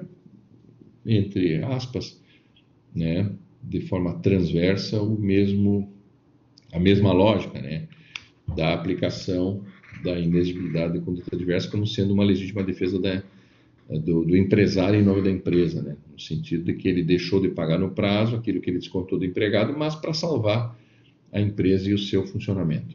Muito claro isso? Está claro? O princípio da inexigibilidade de conduta diversa, isso é muito comum na denúncia de apropriação indébita a gente apresentar essa defesa, mas isso deve ser comprovado, né? Eu não posso só alegar, o meu cliente deixou de recolher no prazo legal a contribuição previdenciária, mas aí não há prova contábil de que ele fez uso desse valor para pagamento de despesas urgentes. E aí cai por água abaixo essa tese. Professor, o cara deixou de recolher no prazo legal o imposto de renda retido na fonte dos empregados, a contribuição previdenciária retida do empregado e comprou uma BMW. Está passeando em BMW, não botou nada na empresa, comprou um carro novo, trocou de carro. Aí é complicado, aí não dá para arguir esse princípio, né? Não se pode arguir o princípio da inexigibilidade de conduta adversa se não houver prova contábil, certo, e financeira de que o teu cliente tenha utilizado efetivamente o valor do tributo não pago no prazo previsto em lei na própria empresa, no próprio funcionamento da empresa. Aí não se aplica isso. Se for comprovado o contrário, está ferrado o teu cliente, porque ele não vai ter saída, né? E aí vai ser condenado efetivamente. E aí é pagar o tributo, né? Nós temos aqui no slide, nesse próximo slide, por que há uma distinção entre sanção administrativa e sanção penal? Em tese, são ilícitos.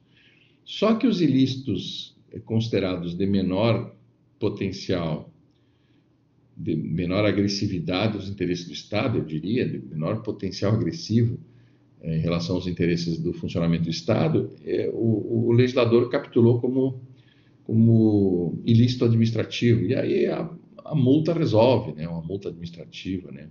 Então, o ilícito civil ou o ilícito administrativo, ele se diferencia do ilícito penal pela gravidade. Professor, quem é que decide isso? O parlamentar, quando produz a lei, ele tem que separar. Isso aqui é grave, isso aqui não é grave. Bom, se não é grave, vamos aplicar uma multa pecuniária e resolve, né? Vamos castigar o cidadão, lá, o contribuinte, com uma multa administrativa. Inclusive, a tramitação dessa sanção, dessa possível sanção, se dá no meio administrativo. Aquilo que é considerado grave, que é prestar informação falsa, não fornecer nota fiscal, omitir informação, aquilo que está capitulado como crime, foi considerado pelo legislador como algo mais grave. E, portanto, a sanção penal deve ser aplicada, só que pelo judiciário. As sanções penais são em relação às condutas mais graves e devem ser aplicadas segundo a legislação. Primeiro, precisam ter previsão legal e, segundo, devem ser aplicadas pelo Poder Judiciário. Então, os ilícitos graves são puníveis com sanção penal. Os ilícitos mais brandos, mais leves, não tão agressivos aos interesses do Estado, foram capitulados como sanções administrativas, né? Como ilícitos administrativos, melhor dizendo. E aí as sanções são administrativas também. São multas pecuniárias que atingem o patrimônio da pessoa. Já a sanção penal atinge a pessoa, atinge a liberdade da pessoa. Eu diria que nós temos dois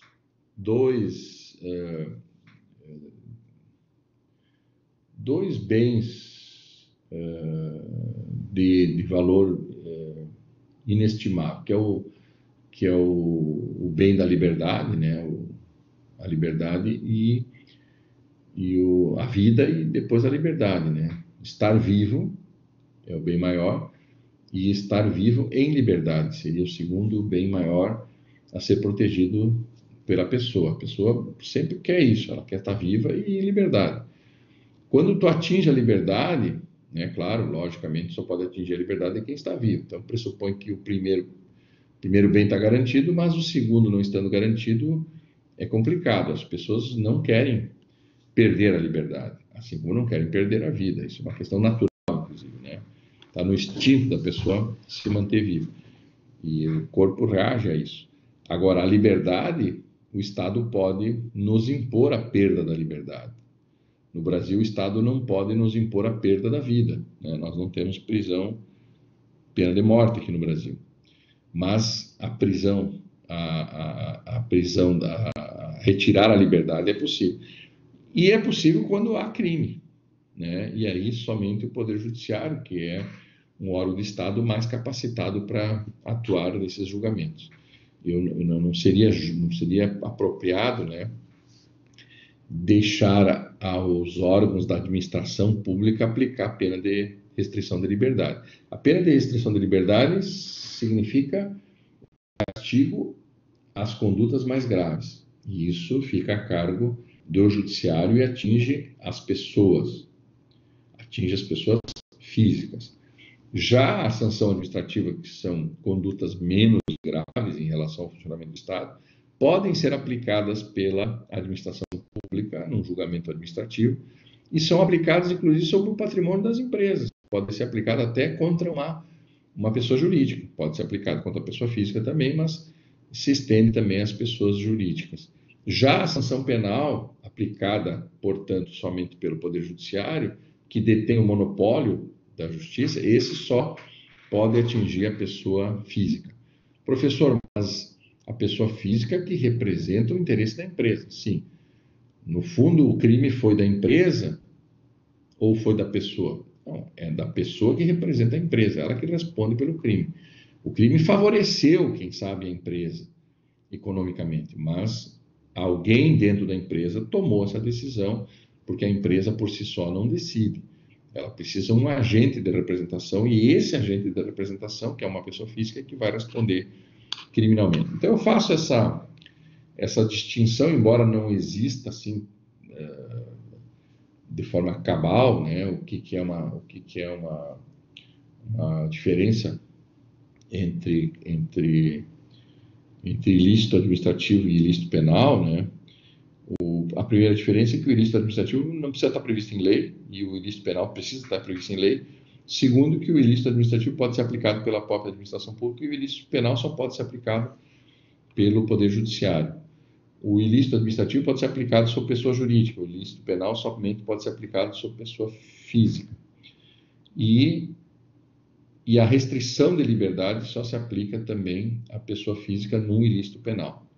Ou reclusão, ou detenção, como nós vimos até aqui no artigo 1º e no artigo 2º e no artigo 3º da Lei 8.137 e naqueles artigos que eu citei há pouco no Código Penal, referente aos crimes tributários, o 168A e o 337A do Código Penal, que é a apropriação indébita previdenciária e a sonegação previdenciária, que são crimes previstos ali. A sanção penal, logicamente, pressupõe subjetividade na ação da pessoa física, né? Ou seja, o Ministério Público, ao oferecer a denúncia, ele precisa ter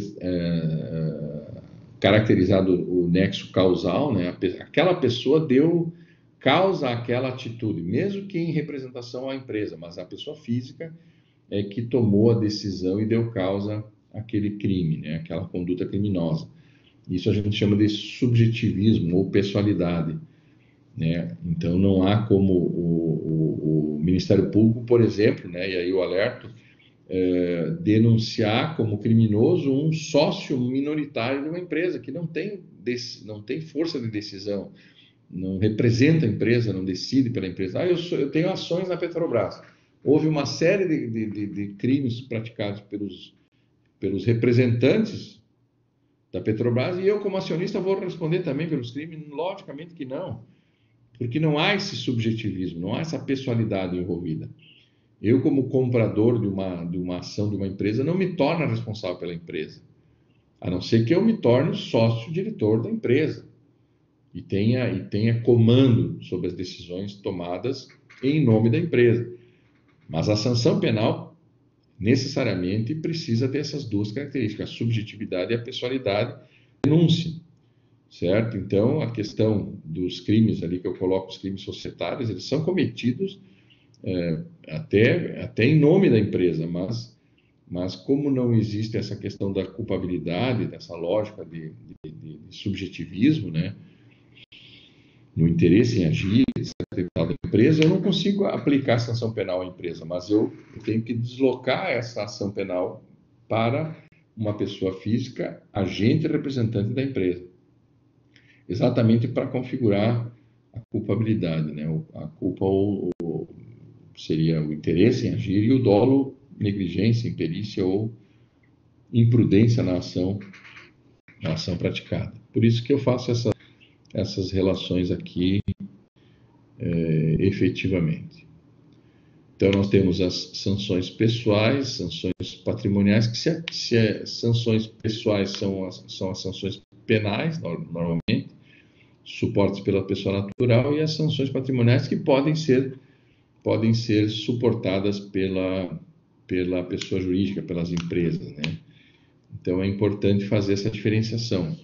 Sempre que a pessoa sofre uma denúncia, né, recebe contra si uma denúncia criminal, isso vai atingir a pessoa natural, não vai atingir a pessoa jurídica, não natural. Já as sanções patrimoniais, elas podem atingir tanto a pessoa física quanto a pessoa jurídica. Por isso que os ilícitos administrativos, eles se diferenciam dos ilícitos penais. Os ilícitos penais precisam de capitulação legal, precisa ter lei prévia prevendo que aquilo é crime, e atinge a pessoa, atinge a liberdade da pessoa. Já os ilícitos administrativos atingem o patrimônio, podem atingir o patrimônio das pessoas, né? Atinge a riqueza das pessoas, ou a riqueza da empresa das pessoas. Então, tudo isso indiretamente atinge a pessoa também, mas atinge normalmente a pessoa jurídica. Já as sanções pessoais ou penais, né, não são sinônimos, mas são correlatos. As sanções penais são de caráter pessoal, sempre fundado em culpa, em responsabilidade subjetiva, em uma ligação de nexo de causalidade entre o criminoso e o ato cometido. Isso tudo vocês já viram lá em direito penal, e vocês têm ótimos professores, e aqui faço referência ao Rigueto, ao Krieger, ao Flávio, quem mais que dá, sei lá, o Cavalcante, acho que também dá aula de penal. Então vocês têm professores importantes aí na universidade que tratam dessa questão dos crimes de forma mais geral e ampla, e eu aqui estou fazendo apenas algumas relações importantes no âmbito tributário, né, separando as sanções de caráter pessoal, que são aplicadas pelo Poder Judiciário nos crimes tributários, e as sanções de ordem patrimonial aplicadas pela administração pública e que atingem o patrimônio, a riqueza da pessoa, e podem atingir a pessoa, portanto, a pessoa jurídica. Já as sanções de caráter pessoal, que são normalmente ligadas aos crimes tributários, atingem subjetivamente uma pessoa física, em função de que só ela poderá cumprir a pena de reclusão ou de detenção. Pessoal, estamos já praticamente 2 horas nessa nossa terceira aula de direito tributário. Eu vou, então, concluir aqui. Nós temos aí, na quarta aula, nós temos tempo suficiente para concluir todo o conteúdo dessa unidade 1, e temos ainda a quinta aula, e a nossa prova é só na sexta aula. Então, nós temos bem tranquilo esse conteúdo, nós vamos rever algumas coisas, e inclusive, vou usar uma das aulas para a gente exercitar um pouco esse conhecimento, né, de forma prática.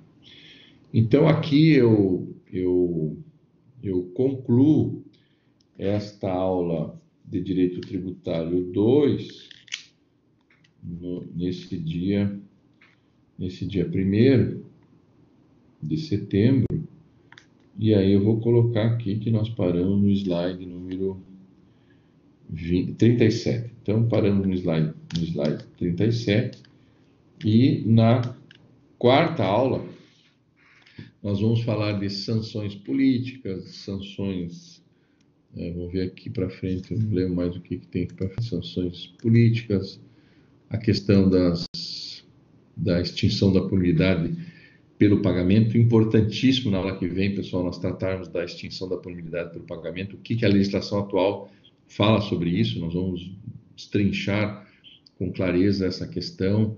Muito importante que o Estado tenha uma preocupação muito maior com a arrecadação do que pela punição em si. Então, o Estado, no fundo, não quer punir, ele quer receber o dinheiro dos tributos. Então, a extinção da punibilidade é uma lógica. Então, nós vamos falar, vamos comparar a legislação atual com a legislação anterior, etc. e tal. Então, aqui eu fecho esse arquivo, voltamos aqui para a imagem do professor, e a partir de agora, então, eu encerro efetivamente essa esse conteúdo da aula número 3, de Direito Tributário 2, e fico à disposição dos alunos, encerro também essa gravação, e fico à disposição dos alunos para tirar dúvidas acerca desse conteúdo e do conteúdo anterior, né, das duas primeiras aulas. Então, nós tivemos já